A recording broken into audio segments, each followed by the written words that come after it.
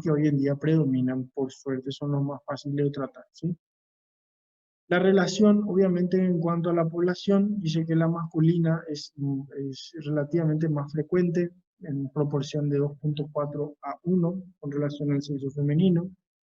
Eso traduce de que, como la causa es biliar, la más frecuente, traduce de que el hombre generalmente se complica más la parte biliar, ¿sí? ¿Por qué? Porque el hombre aguanta más el dolor en ese sentido, o se automedica más, o siempre deja para mañana el tratamiento, toma nomás su remedio para el dolor y así sucesivamente.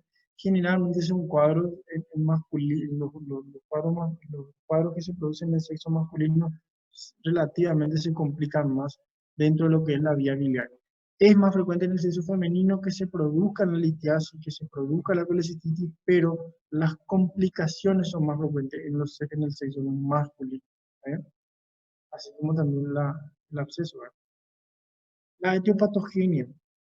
Cuando yo tengo un absceso hepático, yo tengo que tener en cuenta que el hígado actúa como un filtro. Sabemos que el hígado prácticamente es el filtro principal del organismo y al hígado le llegan o le pueden llegar infecciones de varios territorios. ¿Por qué? Porque le llega sangre a través de la vena porta, le llega sangre a través de la arteria hepática, le puede llegar infección a través del conducto biliar, se puede infectar a través de un traumatismo directo, en accidentes de tránsito, por ejemplo. O sea que las causas, las vías para un absceso hepático son varias, ¿sí? Pero hay frecuencias, ¿sí? Vía biliar es la primera por excelencia, ¿sí? Las causas por absceso hepático por colecistitis, por ejemplo, o por colangitis, predomina ampliamente en un 50-60% de los casos, las de origen biliar. Después están las de origen portal, ¿sí? ¿Cuáles son las de origen portal? Sabemos que la vena porta recibe sangre de toda la vena, de todo el intestino delgado, intestino grueso, ¿sí? Entonces, la circulación portal o la vena porta se forma por la unión justamente del tronco espleno-mesaráico, ¿sí? Que es la unión de la vena esplénica con la vena mesentérica superior, que esa forma el tronco espleno-mesaráico y a su vez se une con la vena mesentérica inferior, se unen ambas y forman la vena porta, ¿sí? Entonces, imagínense todo lo que viene del intestino grueso a través de las venas, todo lo que viene del intestino delgado a través de las venas, o algún proceso infeccioso que venga a través del vaso, por la vena esplénica, puede llegar a la vena porta y puede infectar mi hígado y por consiguiente producir mi absceso hepático. Entonces, la vía portal es la segunda vía, ¿sí? Vía biliar por excelencia la primera, vía portal la segunda, por vía arterial a través de la arteria hepática la tercera, ¿sí?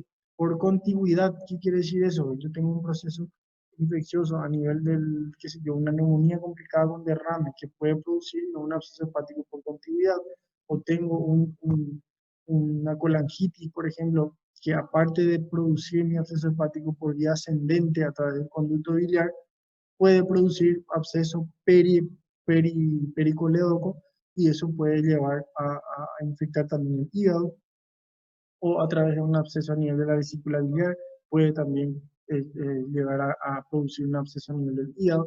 Eso es por contigüidad, que es por contacto, ¿está bien?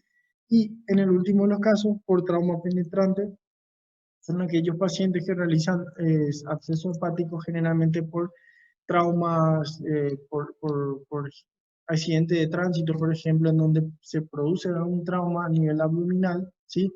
Y quedan restos de material externo, ¿sí? Como cuerpos extraños, diminutos, microscópicos inclusive, pero que por algún motivo no se pudo extraer todo durante la cirugía o lo que sea, quedan ahí dentro del hígado y eso producen abscesos y es también una causa, ¿verdad? Es mucho más raro, pero también están descritos como causas, ¿sí?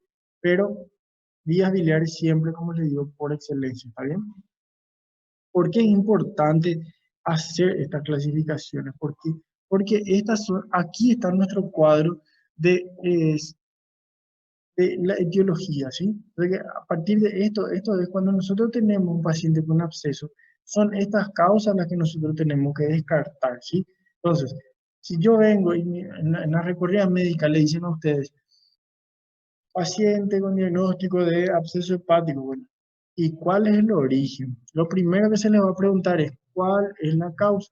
¿Sí? ¿Cuál es la causa del absceso hepático, verdad? Entonces, aquí está nuestra tabla que tenemos que manejar, tenemos que dominar, ¿sí? Entonces, lo primero que ustedes como médicos, si ven un paciente que reciben en una urgencia, una ecografía donde dice colección a nivel del hígado en segmento, qué sé yo, 5 6, ¿verdad? O segmento 4, que es el segmento de la vesícula, colección a nivel de segmento 4. Lo primero que tienen que pensar es vía biliar porque es lo primero que causa, ¿sí? Entonces hay que buscar vía biliar, hay que buscar litiasis en la vesícula, hay que buscar la pared de la vesícula para ver si está engrosado, si no tiene antecedentes de colangitis, de colecistitis, ¿está bien? Segundo es la vía portal. ¿Qué quiere decir? Como yo le expliqué, trae sangre de todo el intestino, entonces puede haber algún proceso infeccioso a nivel del intestino, diverticulitis, un cáncer de colon que esté infectado, puede haber ¿cómo le voy a decir? Un absceso perianal, ¿sí? Un absceso alrededor del ano que puede a través de las venas llegar al sistema portal. Puede haber una apendicitis aguda que no se trató con tiempo, hizo un plastrón apendicular y evolucionó a un absceso hepático. Puede haber algún proceso pélvico, por ejemplo, una enfermedad inflamatoria pelviana o pélvica, ¿sí?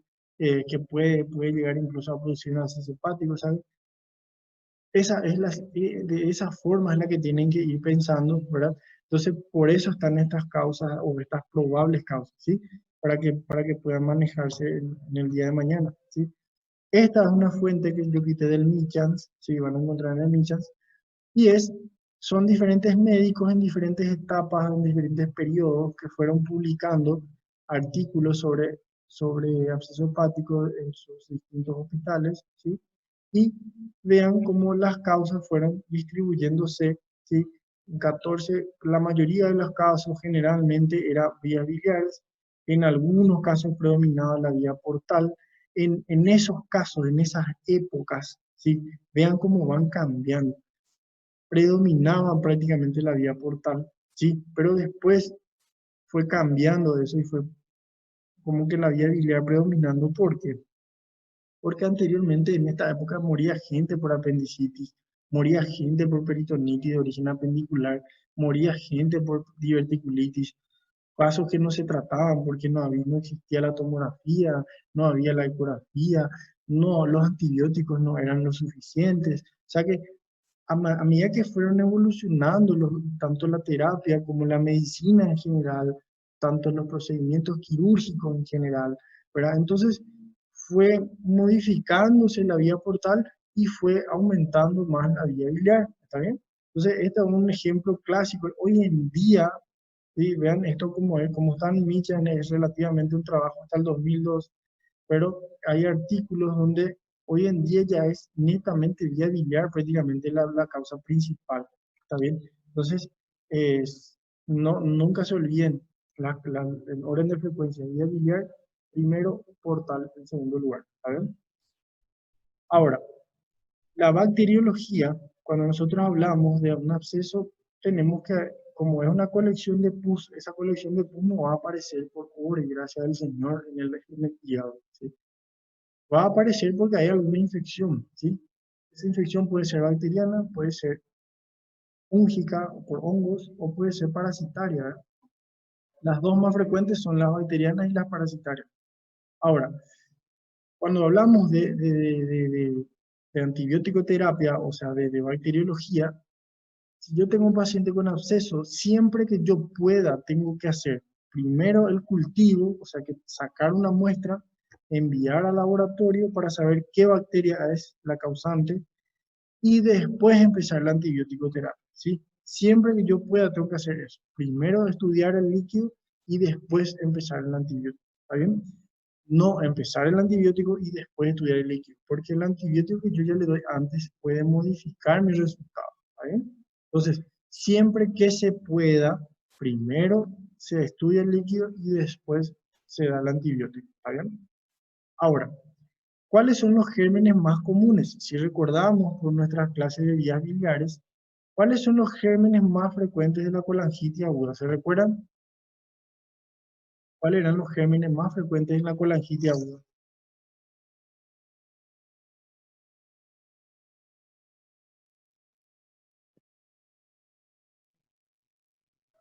Excelente.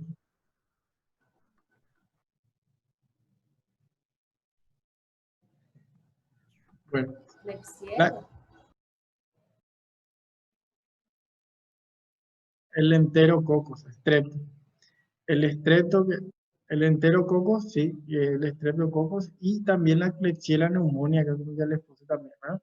Entonces, como es la vía biliar la más importante causa, entonces son los gérmenes, son los mismos gérmenes, ¿sí?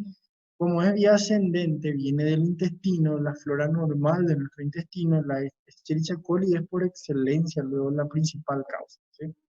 Después está la Klebsiella y después está el enterococo, ¿sí? Entonces, es la principal causa dentro de las bacterias, dentro de lo que es gram negativo. También pueden ser los anaerobios, que son los bacterioides fragiles, que también son agentes causales de nuestra colangitis. O sea, son los mismos, ¿está bien? En cambio, están las fúngicas, como son las cándidas, los hongos, ¿sí? La cándida albicans.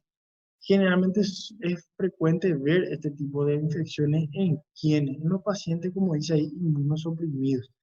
Nosotros sabemos que en un paciente que está bien nutrido, un paciente que tiene una buena nutrición, tiene una buena condición socioeconómica y consume agua potable, consume alimentos bien cocinados, bien higienizados. O sea, ese tipo de pacientes no va a hacer un absceso por hongo o por parásito.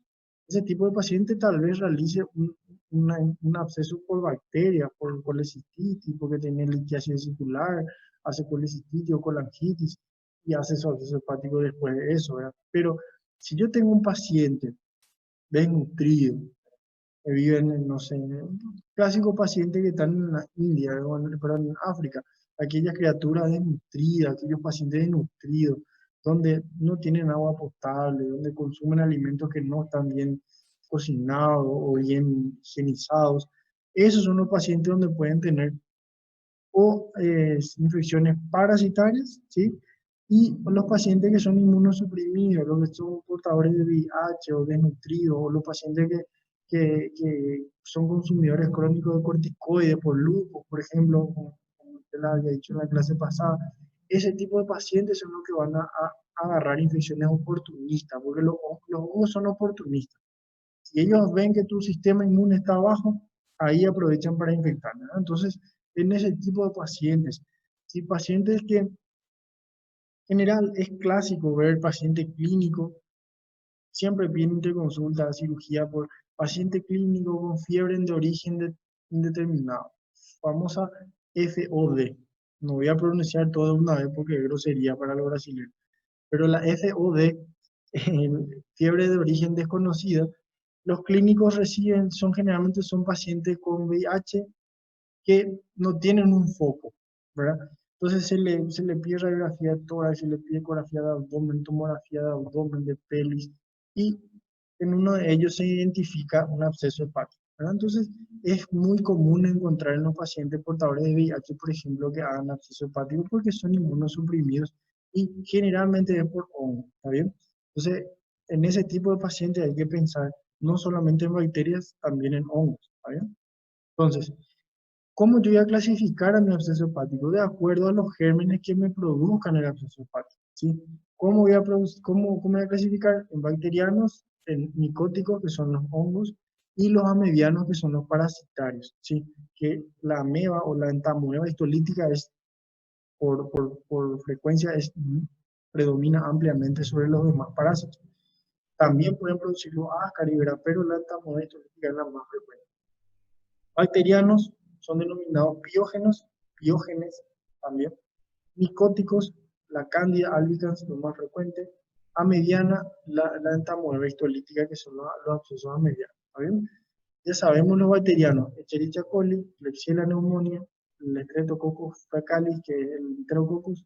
Después pueden estar los anaerobios, que eran los bacterioides. ¿Está bien? Entonces, ya saben también cuáles son los gérmenes más frecuentes. ¿Cómo yo voy a hacer el diagnóstico? Como yo les dije a ustedes, absceso hepático exiguo es igual a sospecha clínica por parte del médico, ¿sí? Ustedes tienen que sospechar. Cuando viene un paciente con dolor en hipocondrio derecho, con fiebre, con escalofríos, con ictericia, ¿qué diagnóstico me pueden decir ustedes? ¿Qué piensan que puede ser? Dolor en hipocondrio derecho, ictericia y fiebre. ¿Qué diagnóstico pueden pensar? ¿Cómo?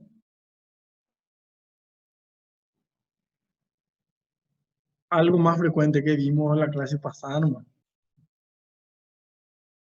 ¿Se acuerdan de una triada característica? Era la triada de Charcot. ¿Se acuerdan? Fiebre con O escalofríos. Buller, pues, Claro, entonces si yo tengo dolor en hipocondrio derecho, con fiebre, con escalofríos, y además se agrega ictericia, pueden ser muchas cosas, ¿verdad? O sea, puede ser colangitis, puede ser absceso hepático. Si no tiene ictericia, puede ser una colecistitis aguda. Puede haber colecistitis aguda en un 20% de los casos con ictericia, ¿verdad? También puede haber, ¿por qué no? Es más raro nomás, pero también puede haber. Entonces, solamente ahí ya dijimos tres diagnósticos, ¿verdad? Colecistitis, colangitis y absceso hepático. Pueden ser cualquiera de ellos, ¿verdad? Entonces me van a preguntar ustedes, ¿sí? ¿Cómo vamos a hacer entonces el diagnóstico de un absceso hepático? Porque hay que sospechar, ¿sí? Tienen que sospechar. Entonces le vamos a, la clínica es igual en los pacientes. Van a ser aquellos pacientes que vienen por dolor en un poco en derecho, que vienen por fiebre, ¿sí? Que vienen por ictericia, ¿está bien? Pueden venir solamente por dolor, pueden venir solamente por fiebre, como también pueden venir solamente por ictericia, ¿está bien? Entonces, son aquellos pacientes donde yo tengo que sospechar, ¿está bien? Entonces, lo primero que dice ahí, el absceso hepático debe ser sospechado, ¿sí? ¿En quiénes? En todo paciente que venga con fiebre, con dolor en el cuadrante superior derecho, hipocondrio derecho del abdomen, hepatomegalia, ¿sí? Un hígado que se palpa durante el examen físico, eso van a ver cuando hagan semiología, leucocitosis, vamos a ver en el laboratorio, y fosfatasa alcalina, que es un marcador obstructivo de medida biliar. ¿Está bien? Acompañado de que de imágenes compatibles, ecografía o tomografía. Obviamente que si yo tengo un paciente con dolor, pericia, fiebre, laboratorio y ecografía y no hago otra vez el diagnóstico de absceso hepático, ya va a ser demasiado, ¿verdad? Entonces, y tomografía otra vez encima. Pero el diagnóstico es, vamos a hacer una sumatoria de todo eso, ¿sí? Obviamente, lo que quiero que se les quede es que tienen que sospechar. Si venga un paciente con dolor, ictericia y fiebre, no piensen directamente en colangitis. Claro que es uno de los diagnósticos probables, pero diagnóstico diferencial de ustedes tiene que ser también un absceso hepático, ¿está bien? Hay que sospechar.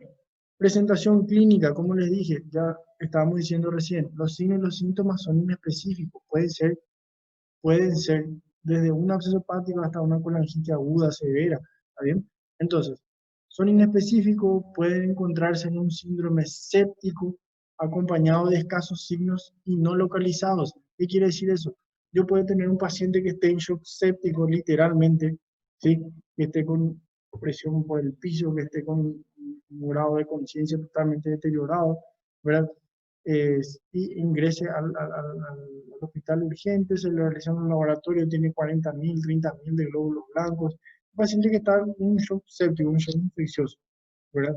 Entonces, pero al examen físico el paciente no presenta prácticamente ninguna sintomatología, ¿verdad? Entonces, así como también puedo tener un paciente que tenga una colección chiquitita, un pequeño absceso y realice todo un shock séptico, o aquellos pacientes, como hace poquito tuvimos un caso aquí en el hospital, una señora que ella vino a consultar solamente porque cada vez que comía tenía pesadez. Ella refería que tenía pesadez, postprandial se llama cuando es después de la comida, como que no le caía bien la comida. Ella no hizo fiebre, no tenía dolor, no tenía ictericia, pero al hacerle la ecografía se vio que tenía un absceso de 20 centímetros a nivel del hígado, ¿verdad? Y le preguntaba, ahí se le empezó a investigar y se le pregunta, ya tenía litiasis vesicular ya hace muchísimo tiempo, que hacía cuadro de colecistitis a repetición, que nunca se operó, y así sucesivamente, ¿verdad? Entonces, lo que quiero que se les quede es que no siempre va a venir aquí el paciente clásico de dolor en hipocondrio derecho con fiebre ictericia, ¿verdad?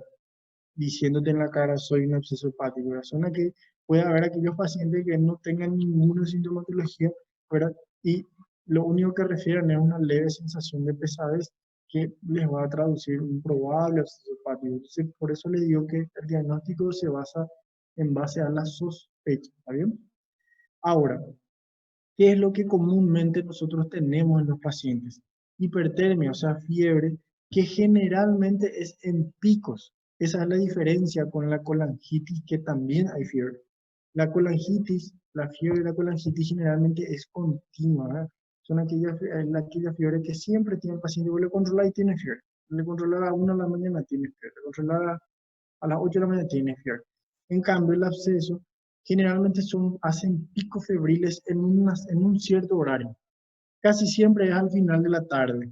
Siempre es característico eso. Hacen, independiente del absceso hepático, puede ser un absceso a nivel del brazo o del muslo o a nivel del cuello, lo que sea. Un absceso en cualquier región.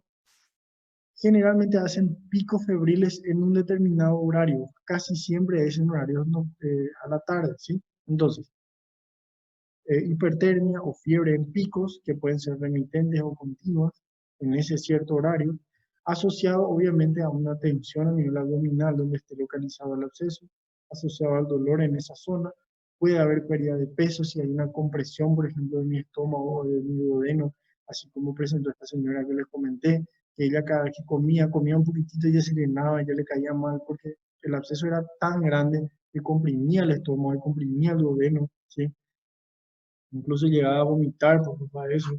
Puede haber ictericia por compresión, así como comprime el estómago, puede comprimir mi conducto coledo con mi conducto hepático común y causarme ictericia, causarme prurito por culpa de la ictericia, por la colestasis que produce esa obstrucción, está bien. Y obviamente que si yo tengo una hepatomegalia así importante, un absceso hepático muy grande, voy a tener un aumento del tamaño del hígado que se va a traducir al examen físico y también en los estudios de imágenes, ¿está bien?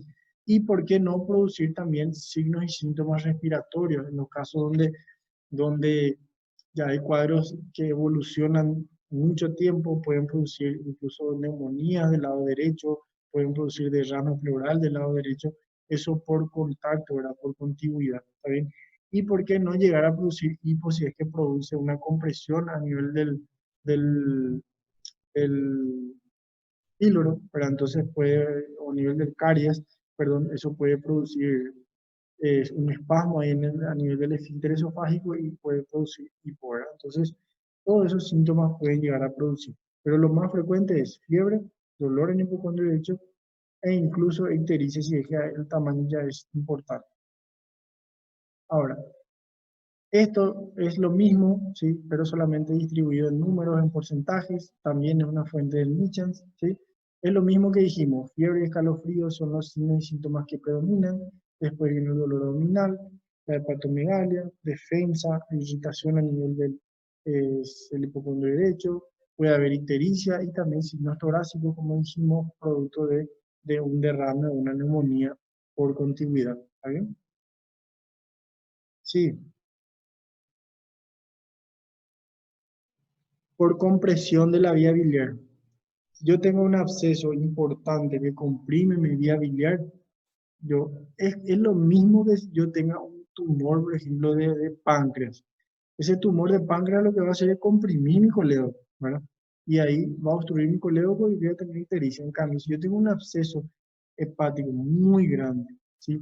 Yo puedo obstruir mi hepático común, puedo obstruir mi hepático derecho y mi izquierdo y voy a producir ictericia, ¿verdad? Entonces es por compresión de los conductos hepáticos. ¿Bien? Ahora, entonces, lo primero es la clínica, ¿sí? Sabemos. Entonces, si yo tengo un paciente que ingresa por dolor, ictericia, por fiebre principalmente, acompañado de dolor en hipocondrio derecho e ictericia, pueden ser varias cosas como dijimos recién, pueden ser incluso la colangitis, ¿verdad? Lo primero que hay que descartar, después el absceso hepático, después una colecistitis, después puede ser un síndrome ulceroso complicado, con absceso también, ¿por qué no? Puede ser una neumonía importante con derrame coronarico importante que esté causando esa sintomatología, también, ¿por qué no? Entonces, a partir de ahí yo me voy pidiendo los estudios para ir separando los probables diagnósticos, ¿sí? Entonces, lo mismo que en la clase pasada, hemograma, ¿qué es lo que vamos a ver? Sabíamos que los valores normales eran de 4.000 a 10.000, ¿sí? Vemos entonces en hemograma, leucocitosis, podemos tener de una leucopenia que va de 1.000 hasta incluso una leucocitosis hasta 60.000, inclusive en los casos muy avanzados de sepsis, con aumento de los neutrófilos, obviamente que son los polimorfos nucleares. Puede haber anemia en los casos en los pacientes que tienen, por ejemplo, una estasis biliar, una colestasis producto de la compresión del absceso, una compresión a nivel de la vía biliar, puede producir trastornos de la coagulación por déficit de absorción de la vitamina K. Se recuerdan que la vitamina K tenía que reabsorberse a nivel hepático, sintetizarse a nivel hepático. Si yo no puedo producir una síntesis de vitamina K a nivel hepático, voy a tener trastorno de la coagulación, puedo tener hemorragias, microhemorragias, y se puede llevar a una anemia más adelante. Marcadores sistémicos de inflamación, PCR, es sensible ante cualquier inflamación, ante un problema dentario, puede estar elevado, pero no es específico, puede estar elevado en cualquier tipo de inflamación, pero me puede ayudar a hacer un probable diagnóstico, va a estar elevado. El hepatograma, el siguiente estudio, ¿qué es lo que yo voy a ver en el hepatograma? Fosfatasa alcalina va a estar elevada. ¿Por qué? Porque ese absceso no tiene que estar dentro del hígado, ¿sí? Y si está dentro del hígado, ¿qué es lo que va a hacer? Va a comprimir mi vía biliar intrahepática por lo menos. Entonces va a estar elevada mi marcador obstructivo de la vía biliar, que es mi fosfatasa alcalina, ¿está bien? En el 90% de los casos va a estar elevada. Y en el 50% de las restantes, ¿qué es lo que va a estar elevado? Si yo tengo ictericia, bilirrubina va a estar aumentada. Si yo tengo un tamaño importante del absceso que obstruye o comprime un segmento importante del hígado, yo puedo tener una alteración de las enzimas hepáticas que son la GOT y la EPT, GPT, también llamada como ALT y AST, ¿sí? Entonces, si yo tengo un trastorno a nivel hepático de esas enzimas, yo también puedo tener una elevación de esas enzimas, pero no es demasiado frecuente, ¿sí? Lo más frecuente es mi fosfatasa alcalina aumentada por la obstrucción de mis conductos biliares, ¿vale? Como ya les dije recién, coagulopatías. Tengo que pedirle coagulograma para ver si tengo un aumento del tiempo de protrombina por déficit de absorción de vitamina K, ¿sí? Y también puedo realizar un hemocultivo, ¿sí? Se quita una pequeña cantidad de sangre, eso se manda al laboratorio, en un frasco se cultiva para ver si es que no hay gérmenes circulantes ya a nivel de la sangre, de la circulación, y que estén causando ese absceso hepático. Pero entonces, es muy raro nomás, ¿verdad? O sea, generalmente se encuentra solamente en el 20% de los casos, solamente en el 20% hay hemocultivos positivos, ¿vale? Doutor, eu tenho uma dúvida. Sí, No coagulograma, o senhor colocou ali aumento do tempo de prototrombina, né? sí, Aí no livro, na parte de laboratório, ele está falando descenso do tempo. E aí eu tô confusa claro. agora. Sí, sí, lo que pasa es que en valores, viste que el valor normal del TP, que es el tiempo de protrombina, es de 12 a 14 segundos, ¿sí? De 12 a 14 segundos, eso es lo normal. Si yo tengo un paciente en el laboratorio entre 12 y 14 segundos, yo tengo un paciente que está con un estado de población perfecto, ¿sí? Ahora, si yo tengo un aumento por encima de los 14, por encima de 14 en cifras laboratoriales, ¿sí? En cifras laboratoriales, yo voy a tener un aumento del segundo de coagulación. ¿Qué quiere decir? Si yo me corto, yo tengo 12 a 14 segundos para que mi tiempo de protrombina actúe y que trate de detener mi sangrado, ¿sí? Si yo me corto y continúa, ya pasó 14 segundos, 15, 16, 17, coaguló a los 20, yo tengo una alteración, ¿sí? Entonces, el tiempo aumenta, ¿sí? Pero el nivel de la coagulación, ¿cómo decir? La respuesta a nivel celular es la que desciende, ¿entendés? Porque yo tengo un déficit de vitamina K, ¿entendés? Entonces, teóricamente desciende, pero el tiempo es el que aumenta. Cuando mi tiempo aumenta, yo tengo un déficit. No sé si me explico. Si mi tiempo de protrombina está aumentado en valores, yo tengo un trastorno. ¿Está bien? No es que porque está bajo es que yo tengo un trastorno. Sim, Sí, sim, entendi. conseguí explicar. Não, entendi, Yo, entendi. Obrigado. la diferencia es que si mi tiempo de protrombina está bajo, por debajo de 12 segundos, yo no es que voy a dejar de coagular, al contrario, voy a coagular muchísimo más rápido de lo normal, ¿entendés? Él desciende en valores, pero aumenta en estado de coagulación. En cambio, si yo tengo mi TP mayor a 14 segundos, él asciende en valores, pero en coagulación él va a descender. ¿Está bien? Es a la inversa, ¿no? ¿Está bien? Cuanto más alargado esté mi tiempo de protrombina, menos coagulación yo voy a tener. ¿Está bien?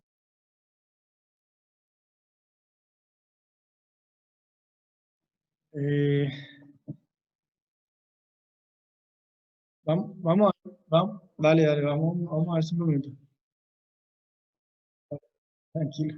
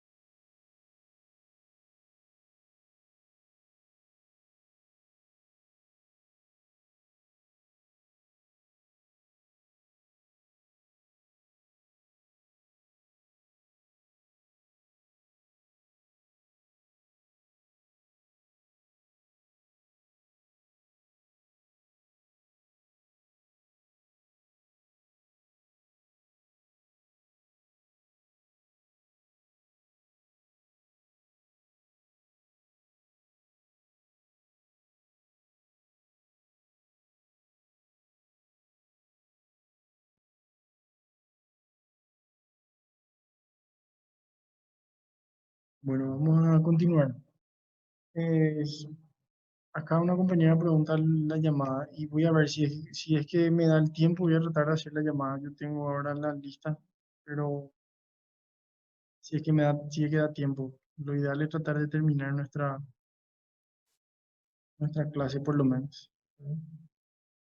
Bueno, como estábamos viendo, una vez que nosotros tenemos o sea, ingresa nuestro paciente ya presentando la clínica que ya sabemos, vamos a pedir los laboratorios, como estábamos viendo también, entonces después nos apoyamos en lo que son los estudios por imágenes, ¿sí?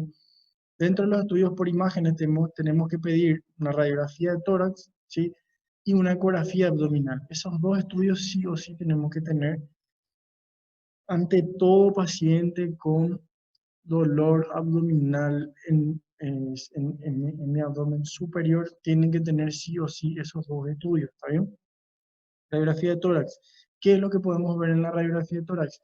Elevación del hemidiafragma derecho, ¿sí? Este hemidiafragma, vean cómo está totalmente separado uno del otro. Sabemos que por anatomía el hemidiafragma derecho está un poquito más elevado en comparación al izquierdo, justamente por el hígado, ¿está bien? Pero tampoco tiene que haber tanta diferencia, ¿sí? Generalmente permite la visualización incluso de 6 a 7 costillas del lado derecho. Entonces, 6 a 7 costillas de arcos costales. Entonces, esto tendría que estar más o menos a este nivel, ¿sí?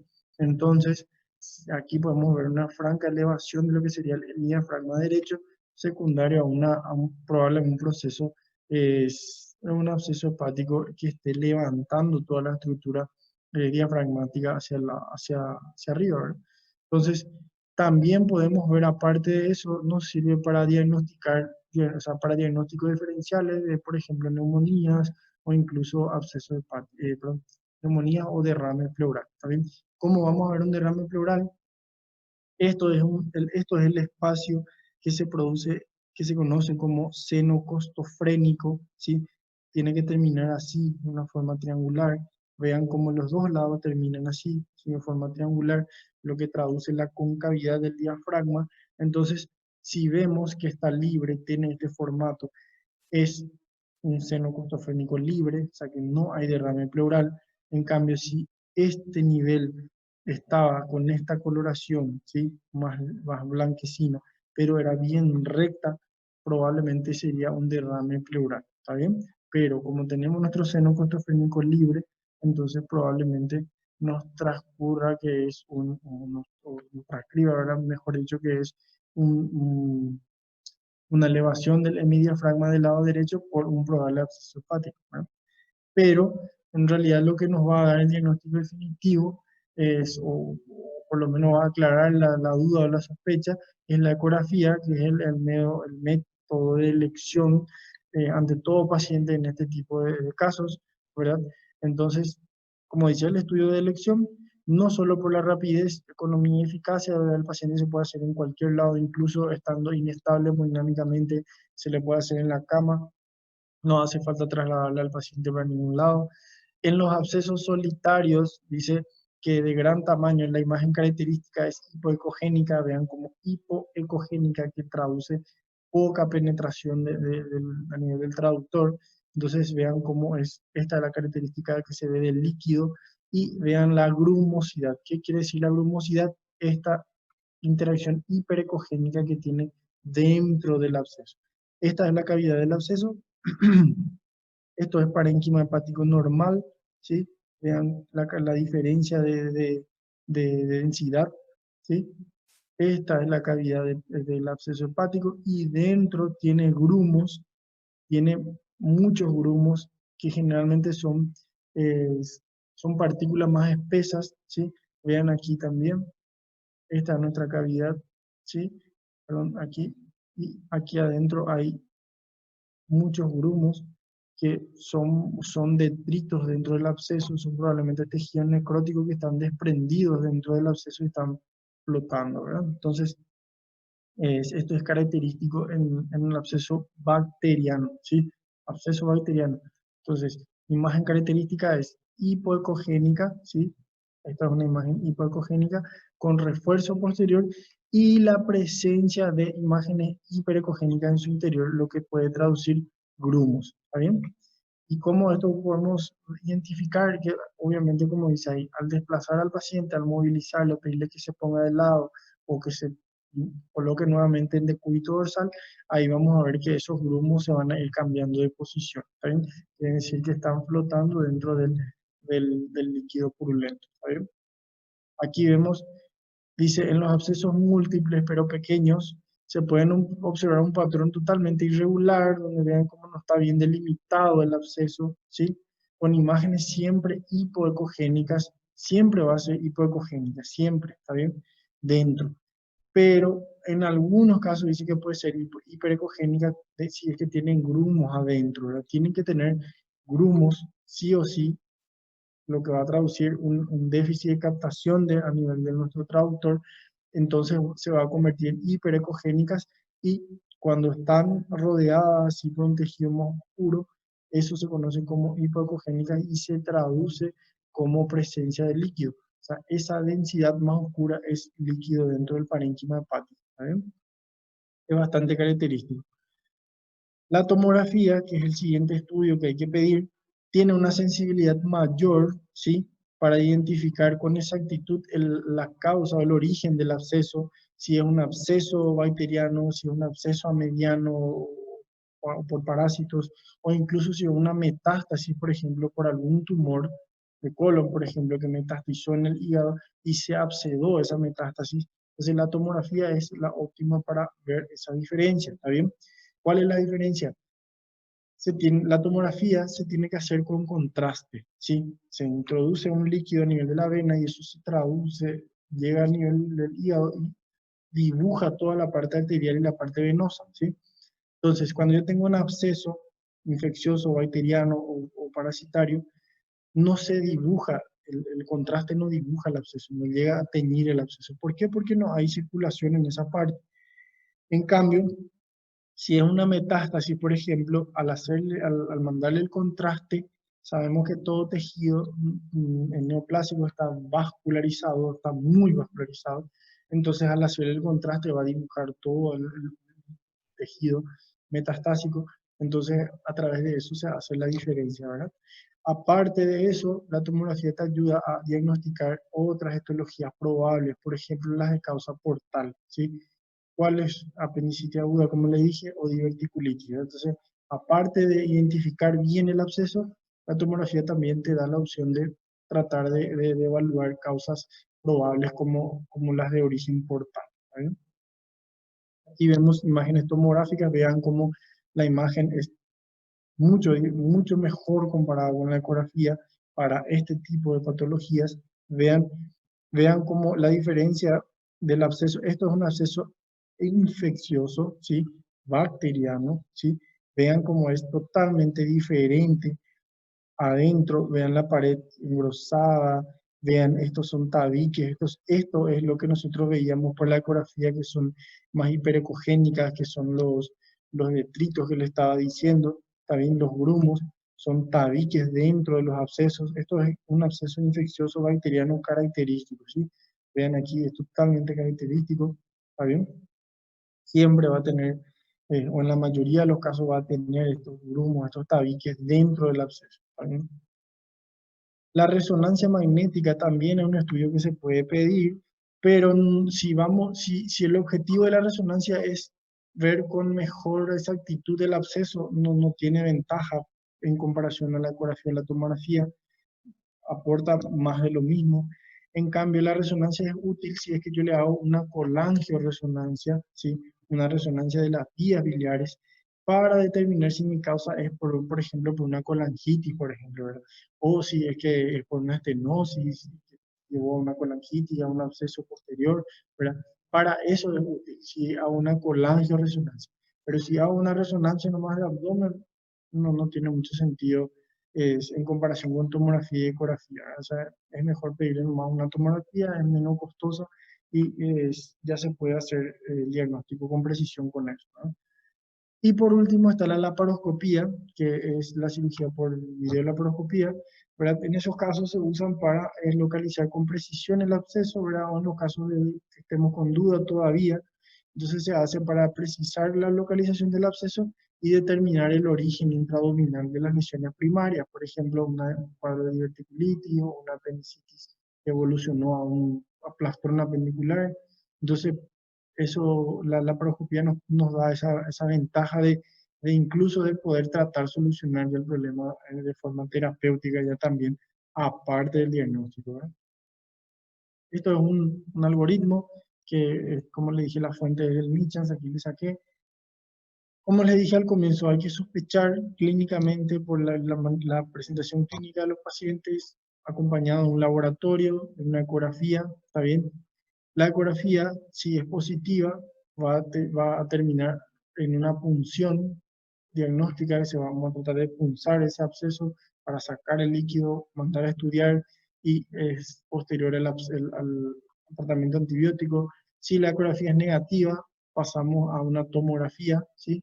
Entonces con la tomografía lo que hacemos es lo mismo, la punción, sacamos el líquido, se envía, se hace el tratamiento percutáneo, se envía eso para estudio y acompañado de la antibiótico terapia, o tenemos dos opciones, o se resuelve el problema con eso, o se tiene que volver a colocar otro drenaje, o incluso puede terminar en cirugía. ¿Verdad? Entonces, básicamente el algoritmo es esto, pero el tratamiento traten de olvidarse por lo menos por ahora, pero sí el diagnóstico, sí, sospecha clínica acompañada del laboratorio y los estudios por imagen. Ecografía, si es positiva, con eso ya está. Si es negativa, entonces nos ayudamos en otros estudios, que en orden de frecuencia tiene que ser la tomografía con contraste. ¿Está bien? ¿Cuáles son los diagnósticos diferenciales que vamos a manejar? Como le pregunté al comienzo, si yo tengo un paciente con dolor en hipocondrio derecho, con fiebre y e ictericia, estamos ante una probable colangitis, ¿verdad? Entonces tenemos que ver colecistitis, colangitis, como le estaba diciendo, pueden ser metástasis, pueden ser cánceres hepáticos propiamente dicho, o cánceres de colon, por ejemplo, con metástasis hepática, ¿está bien? Pueden ser quistes hepáticos o quistes hidatídicos, que son los parasitarios, ¿está bien? Que tenemos que tener como diagnósticos diferenciales, ¿está bien? Y las complicaciones, como le estaba diciendo, si yo tengo un absceso, una acumulación de pus a nivel del hígado que esté en contacto con mi diafragma, yo puedo causar un derrame pleural del lado derecho, una neumonía del lado derecho, ¿sí? Entonces, las complicaciones pueden ser esas, a nivel torácico. Ahora, las manifestaciones abdominales se pueden presentar de acuerdo a si se perfora ese absceso, ¿está bien? Si es, no, siempre con contraste, siempre. Mira, si ustedes van a pedir una tomografía de abdomen, nunca hagan sin contraste. O sea, no tiene sentido pedir una tomografía sin contraste. O sea, si es que de por ahí necesitas con extrema urgencia y te ayudan algo la tomografía simple, pero si vos haces una tomografía de hepática, ¿verdad? Para saber si es un absceso o si es un tumor obsedado, por ejemplo, sin contraste, no te va a ayudar absolutamente nada. Siempre tiene que ser con contraste, siempre, ¿sí? Nunca se olviden eso. Entonces, las complicaciones desde el punto de vista abdominal, ¿sí? Traducen desde una compresión, ¿sí? Por compresión, si yo tengo un absceso que es muy grande, si comprime mi estómago o comprime mi duodeno, yo voy a tener ¿cómo les puedo decir? Unos síntomas relativos de una oclusión, por ejemplo, una sensación de pesadez, ¿verdad? O incluso si se rompe el absceso y toda esa pus que está adentro se derrama a nivel de abdominal, puedo tener una peritonitis, ¿verdad? O sea, terminar en un cuadro de abdomen agudo quirúrgico de urgencia porque se rompió el absceso, ¿verdad? Entonces, en esos casos es donde se traducen las complicaciones, ¿verdad? Esa fístula, si se rompe mi absceso hepático, se puede romper a cavidad libre, causar la peritonitis, se puede romper hacia adentro del duodeno, hacia adentro del colon, hacia el diafragma y puede causar un derrame pleural, ¿verdad? O incluso puede haber sangre dentro del líquido biliar, ¿verdad? Si es que por ahí se rompe o dañan estructuras vasculares a nivel del pedículo biliar. Entonces, y por último, incluso como dice ahí, falla hepática en un paciente con shock séptico importante puede llegar a realizar, ¿verdad? Una falla multiorgánica, específicamente del hígado, ¿verdad? Entonces, pero eso ya es si es que dejamos evolucionar demasiado tiempo, ¿verdad? Y no realizamos el tratamiento. Ahora, bueno, no sé si antes de pasar esto ya termina enseguida el absceso parasitario. No sé si tienen alguna pregunta antes de pasar a este. Si no, ya pasamos. Así que no. Entonces, el absceso mediano, como le estaba diciendo, los abscesos hepáticos se clasificaban de acuerdo al germen que producía, ¿sí? Entonces, el infeccioso bacteriano era la Escherichia coli, Klebsiella pneumonia o el Streptococcus faecalis y el Enterococcus, ¿sí? Los más comunes. El absceso mediano entra histolítica, ¿sí? La histolítica es lo más frecuente, ¿sí? Encontraron el 10% a nivel de la población mundial, ¿sí? En las formas graves, la enfermedad se encuentra en climas tropicales, obviamente, y subtropicales, donde abundan los parásitos, ¿verdad? La enfermedad es más común en personas que viven en quienes, como le había dicho al comienzo de la clase, si yo tengo una persona desnutrida, una persona que no tiene las condiciones socioeconómicas adecuadas, no tiene agua potable en la casa, no tiene una buena higiene de los alimentos, una buena cocción de los alimentos, esos son los pacientes en donde yo tengo que sospechar un absceso por parásito, ¿está bien? Entonces, en ese tipo de pacientes, por eso le digo que el absceso hepático es un diagnóstico de sospecha, ¿sí? Hay que sospechar para poder hacer el diagnóstico. Entonces, y obviamente que aparte de la sospecha hay que investigar, ¿verdad? Hay que interrogarle al paciente. Predomina en el sexo masculino, generalmente la entamoeba histolítica, que es el parásito que predomina en este tipo de abscesos. El paciente introduce los quistes parasitarios o en alimentos contaminados o en agua contaminada o a través del dedo, al manipular el dedo en la boca, ¿verdad? Se ingieren los líquidos, llega al intestino delgado, se desintegran esos quistes en el intestino delgado y se convierten en trofozoitos que generalmente son de 4 a 8 trofozoitos a nivel del intestino delgado. Cada parásito, cada quiste, mejor dicho, llega a nivel del intestino grueso y una vez que están en el intestino grueso sabemos que por circulación portal los, los trofocitos pueden invadir a nivel de las venas mesentéricas, ¿sí? Y pueden, a través del drenaje venoso a nivel portal, pueden llegar a la circulación hepática, ¿verdad? Entonces, eso es muy importante que tengan en cuenta, esa circulación enterohepática que hacen, ¿está bien? Entonces, ¿cuál es el mecanismo de producción en este tipo de absceso? Una necrosis hepática por citólisis. ¿Qué es citólisis? Destrucción de las células. Está bien, se destruyen las membranas de las células por producto de los parásitos, por culpa de los parásitos, obviamente, ¿verdad? Destruyen las bases celulares, necrosan las células, ¿sí? Y esas necrosis de las células hepáticas llevan a un área de isquemia de tejido hepático necrótico y en esa zona donde ellos forman su absceso y forman su sus- como es una formación circunscrita, es un círculo generalmente bien localizado, así como vemos aquí en la imagen. Entonces, en esta zona es una zona totalmente necrótica ya, probablemente los bordes obviamente necróticos, ¿sí? Y generalmente es ahí donde colonizan los parásitos, ¿verdad?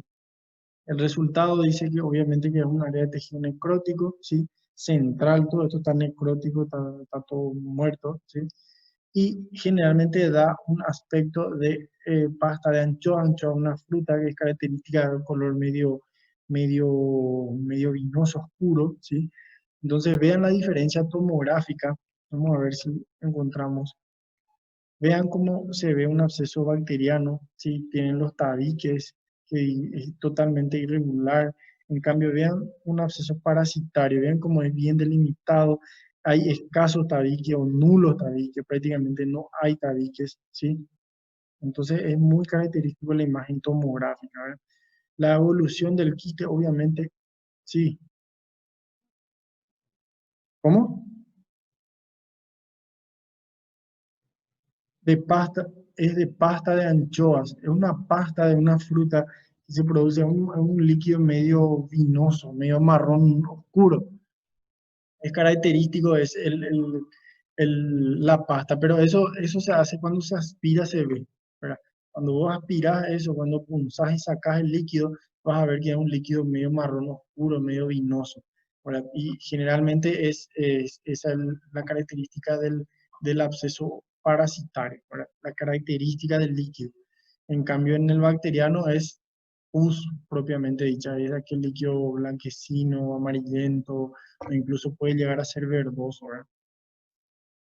La evolución del quiste parasitario es lo mismo que en el abdomen, perdón, en el bacteriano. Puede invadir áreas vecinas, obviamente que dependiendo de la evolución, puede comprometer la pleura, el colon, los pulmones, el peritoneo, el duodeno. O sea, dependiendo de la evolución también puede comprometer la misma evolución, ¿sí?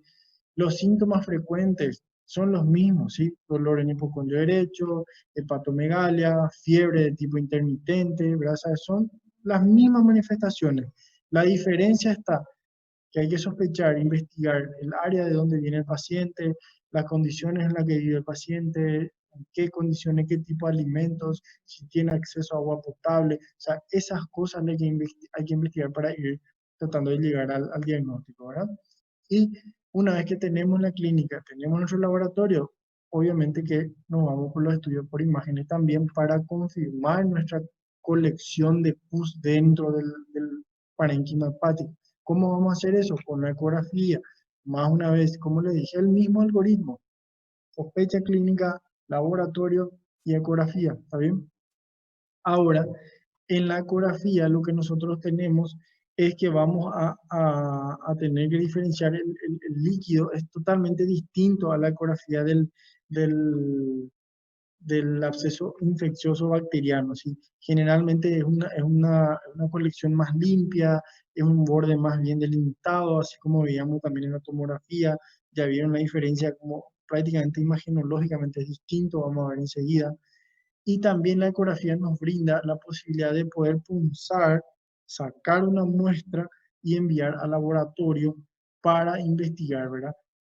Y obviamente que en el laboratorio la bioquímica va a encontrar huevos o incluso los parásitos al examen microscópico, ¿verdad? O incluso al hacer las pruebas a través de ELISA, ¿verdad? Un paso, la diferencia que tenemos en este tipo de estudios es que laboratorialmente nosotros le podemos pedir una serología para entamoeba histolítica, ¿sí? Para el parásito, laboratorialmente podemos. Solicitamos serología para parásito entamoeba histolítica. Se hace a través de la sangre. Si sale positivo el IgM, obviamente que estamos ante una infección. Si IgM positivo, estamos ante una infección parasitaria. Y si sale negativo, probablemente estamos descartando nuestra causa parasitaria, ¿está bien? Eso de forma laboratorial. Y la forma imagenológica, vean aquí la diferencia. Esto es un absceso a mediano, ¿sí? Vean cómo es, el líquido es bien localizado, es bien limpio la imagen. Vean aquí tomográficamente la diferencia. Vean cómo es el bacteriano. Hay tabiques dentro del absceso. Vean, es muy clara la diferencia, ¿sí? Al igual en la ecografía de por ahí es un poquito más difícil porque puedan ver en la bacteriana hay varias colecciones, ¿sí? Pero en el mediano esto es bien característico, ¿sí? Una imagen bien limpia, ¿está bien? Lo que les estaba diciendo, el test, que es el test de maglutinación pasiva, se hace la serología, ¿sí? La famosa serología, se le pide serología para entamoeba histolítica en el laboratorio, ¿sí? Eso se hace a través de un análisis de sangre y se puede identificar. Obviamente que, ¿cuál es la diferencia que yo voy a tener en un paciente con un absceso hepático bacteriano infeccioso en la clínica? El paciente que tiene una infección parasitaria, ¿cuál es la característica de los pacientes con parásitos a nivel intestinal? Diarrea, ¿verdad? Entonces los pacientes con diarrea, y me vienen con fiebre, con dolor en el hipocondrio derecho, con ictericia, ¿verdad? Y se le hace la ecografía y tiene una colección ¿qué vamos a sospechar? En un agente parasitario, ¿verdad? Entonces se puede hacer cultivo o un análisis de materia fecal, se puede hacer la serología en la sangre, o sea que vean cómo hay que tratar de abrir un poquitito la mente, tratar de despejar. Pero un paciente de origen bacteriano difícilmente tenga diarrea, por ejemplo. En cambio, el parasitario sí, ¿verdad? Porque se da por circulación interhepática justamente. Hay que ingerir el parásito a través del huevo, tiene que digerirse, tiene que convertirse en trofosodito a nivel del intestino. O sea que todo eso tiene que generar un cuadro diarreico previo, ¿verdad? Entonces eso hay que investigar, ¿verdad? Y obviamente que aquí le pongo a mi comentario que si yo tengo un paciente con un absceso parasitario a mediano, después de un tratamiento correcto, eso desaparece totalmente al cabo de 6 meses, ¿está bien? Aquí les puse un cuadro característico de diferencias, ¿sí? La historia clínica es importante, en la mediana hay que investigar viaje, hay que antecedente de diarrea. El piógeno hay que investigar traumas recientes, puede ser inclusive no solamente traumas de accidentes, trauma, puede ser una colangitis previa, antecedente de colecistitis, está bien. El antecedente es importante. La leucocitosis en bacterianos obviamente que va a estar mucho más elevada en comparación con un parasitario. El hemocultivo, cultivo de la sangre, difícilmente encontrar parásitos a nivel circulatorio, en cambio la bacteria sí podemos encontrar. La serología, como les dije, se les pide la serología para entamoeba histolítica, se encuentra positivo, obviamente que si es que es por amebas, si es que es bacteriano, la serología obviamente va a dar negativa. El aspirado, como le dije al compañero recién, yo aspiro ese líquido, punzo y aspiro, y si tiene una característica así medio vinosa, medio marrón oscura, es similar a la pasta de anchoas, ¿sí? Que es característico de la mediano. Si es piógeno, si es bacteriano, va a ser espeso, va a ser purulento, ¿está bien? Va a tener esos grumos, como le dije, que se ve por la tomografía. El olor, cuando es parasitario no tiene olor, ¿sí? Cuando es bacteriano tiene olor, ¿sí? Muy fétido. Los organismos, obviamente, que ya saben, las bacterias, la Escherichia coli, el enterococo, la Klebsiella pneumoniae y las amebas, la entamoeba histolítica, la más frecuente. Y el cultivo, obviamente que si hacemos un cultivo no vamos a tener negativo, en cambio si es un cultivo bacteriano vamos a tener crecimiento de las bacterias propiamente dichas, ¿verdad? Por último, así como les puse el algoritmo a nivel bacteriano, este también es el algoritmo a nivel parasitario, pero lo que quiero que se les quede a ustedes, tienen que sospechar, ¿sí? Si no sospechan, nunca van a ser diagnósticos, ¿está bien? La clínica es similar en todas, se diferencian las historias, hay que investigar, como le dije, antecedente de diarrea, antecedente de colecistitis previa, colangitis previa, si ya es operado de colecistitis, si tiene, en qué condiciones vive, si tiene condiciones de agua potable, si tiene condiciones de una buena higiene y cocción de los alimentos. O sea, es muy importante investigar toda esa parte, ¿vale? Y obviamente que nos apoyamos en el laboratorio, ¿sí? Estudios imagenológicos y las pruebas inmunodiagnósticas, como les dije, las serologías, ¿sí? Análisis de materia fecal inclusive, ¿está bien? Si salen positivos, obviamente, para un absceso mediano, el tratamiento es médico, ¿sí? Metronidazol, o incluso se puede punzar, eso dependiendo del tamaño del absceso, y resuelve espontánea, o sea, obviamente que al cumplir el tratamiento médico, al cabo de 6 meses desaparece completamente. Si es negativo, obviamente, ¿verdad? Y en ese caso, si no es parasitario, hay que buscar la causa. Tenemos que ver si no es por colecistitis aguda, porque al resolverla con el absceso hepático hay que operarle la vesícula, sacarle esa piedra que está causando el problema. Si es por causa de una diverticulitis, al resolver el absceso hay que operarle al paciente de su diverticulitis o de la apendicitis o del tumor abscedado de colon o de recto. Pero entonces, como les digo, depende mucho de las causas, pero lo más importante que quiero que sepan es, sospechen el diagnóstico, apóyense por el laboratorio, investiguen una buena anamnesis, una buena interrogación, laboratorio y los estudios imagenológicos, ¿está bien? No hay mucha duda con eso. Y las complicaciones, como le estaba diciendo, son las mismas, ¿sí? Se pueden complicar, complicándose con derrames pleurales, causando neumonía del lado derecho inclusive, y si se rompen puede causar peritonitis, pueden causar fístulas a nivel del duodeno, así como vimos al comienzo de las clases, Pueden causar fístulas a nivel del colon, a nivel del estómago, propiamente dicho también, ¿por qué no? Que está bien. O incluso, como les dije, romperse hacia cavidad y causar peritonitis, ¿ya? Y bueno, eso termina la clase. No sé si tienen alguna duda, si tienen alguna pregunta. ¿En cuál? Este.